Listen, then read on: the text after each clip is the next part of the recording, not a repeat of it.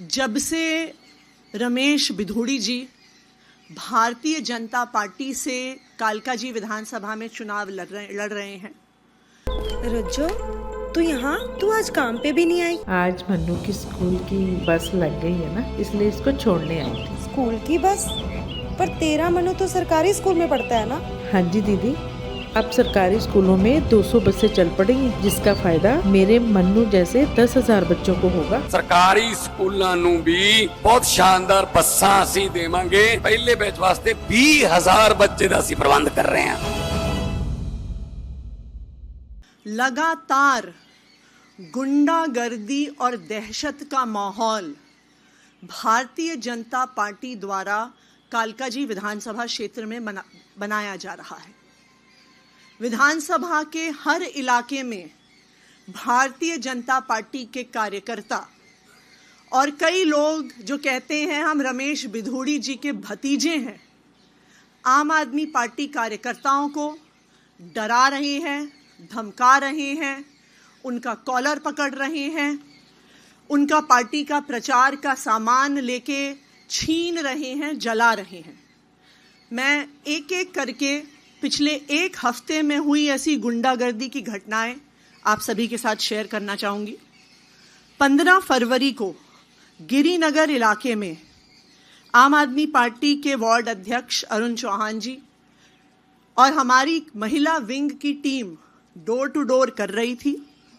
वहां पर भारतीय जनता पार्टी के राजीव भाटी जी, जो कहते हैं वो बिधूड़ी जी के भतीजे हैं और भारतीय जनता पार्टी के पदाधिकारी हैं, बीजेपी का पटका उन्होंने पहना हुआ था। वो हमारे कार्यकर्ताओं के पास आए, गाली गलौज किया, उनके हाथों से स्टिकर छीने, उनके हाथों से पैम्फलेट छीने और वहां पर गाली गलौज करने के बाद आम आदमी पार्टी के पर्चों को जलाया और आम आदमी पार्टी के स्टिकर्स को जलाया। 19 जनवरी 2025 गोविंदपुरी गली नंबर 3 में दीपा सिंह जी नाम की आम आदमी पार्टी की एक कार्यकर्ता हैं। उनको रात को 11:40 पर रमेश बिधूड़ी जी का व्हाट्सएप पर कॉल आया।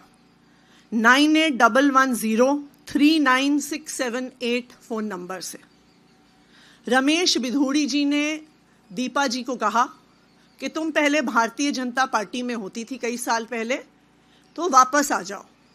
जब उन्होंने मना किया और कहा कि हम तो अब आम आदमी पार्टी में हैं, आतिशी जी के साथ हैं, तो बिधूड़ी जी ने कहा ये आतंकवादियों की पार्टी है, 8 तारीख के बाद आतिशी जेल जाएगी, उसको अंदर करवाऊंगा और साथ में तू मेरे साथ बाहर नहीं निकली तो तुझे भी अंदर करवाऊंगा 8 तारीख के बाद। ये रमेश बिधूड़ी जी ने खुद फोन करके आम आदमी पार्टी की एक महिला कार्यकर्ता को धमकी दी। 19 तारीख को ही गोविंदपुरी गली नंबर 5 में हमारे एक कार्यकर्ता का रिश्तेदार अंकित गुप्ता दिल्ली के बाहर से आया हुआ था, डोर टू डोर प्रचार कर रहा था। भारतीय जनता पार्टी के कार्यकर्ताओं ने उसका पटका छीना, उसको थप्पड़ मारा और जो पर्चे उसके हाथ में थे उनको जला दिया। 20 जनवरी कल नवजीवन कैंप के एफ ब्लॉक में 2 दिन पहले भारतीय जनता पार्टी की टीम, कई बच्चों को उन्होंने लगाया हुआ था स्टिकर्स चिपकाने के लिए, पोस्टर चिपकाने के लिए। जब हमारी एक कार्यकर्ता विजेता कुमारी जी ने इस पे ऑब्जेक्शन किया तो वहीं पर खड़े होके भारतीय जनता पार्टी के कार्यकर्ताओं ने आम आदमी पार्टी की महिला कार्यकर्ता से गाली गलौज करी। कल ये भी 20 तारीख को 1 नंबर गली गोविंदपुरी में, और इसकी कल मैंने शिकायत भी करी इलेक्शन कमीशंस के ऑफिसर से, मनीष बिधूड़ी जी जो कहते हैं कि वो रमेश बिधूड़ी जी के भतीजे हैं, इन्होंने हमारे कार्यकर्ताओं के साथ गाली गलौज किया और कहा घर बैठ जाओ वरना हाथ पैर तोड़ देंगे। 21 तारीख को गिरिनगर में मानव कल्याण कैंप के सामने फिर से इन राजीव भाटी जी ने हमारे एक कार्यकर्ता रोशन चौहान जी को रोका, उनको कहा कि भारतीय जनता पार्टी में आ जाओ। फिर उनको कहा कि रमेश बिधूड़ी जी आपसे फ़ोन पे बात करना चाहते हैं। राजीव भाटी जी ने अपने फ़ोन से रमेश बिधूड़ी जी को फ़ोन लगाया, रोशन चौहान जी से बात करवाई। रमेश बिधूड़ी जी ने उन्हें बोला कि बहुत प्रचार कर रहे हो, बहुत फुर्ती आ गई है तुम्हारे अंदर। कहा कि भारतीय जनता पार्टी में तुम पहले थे, वापस आ जाओ। जब उन्होंने कहा मैं आम आदमी पार्टी के साथ हूं और रहूंगा, तो रमेश बिधूड़ी जी ने उनको कहा कि तुम्हारी बेटी का ग्रेटर कैलाश में घूमते हुए मेरे पास एक वीडियो है, तू घर से बाहर निकला तो तेरी बेटी का वीडियो वायरल कर दूंगा।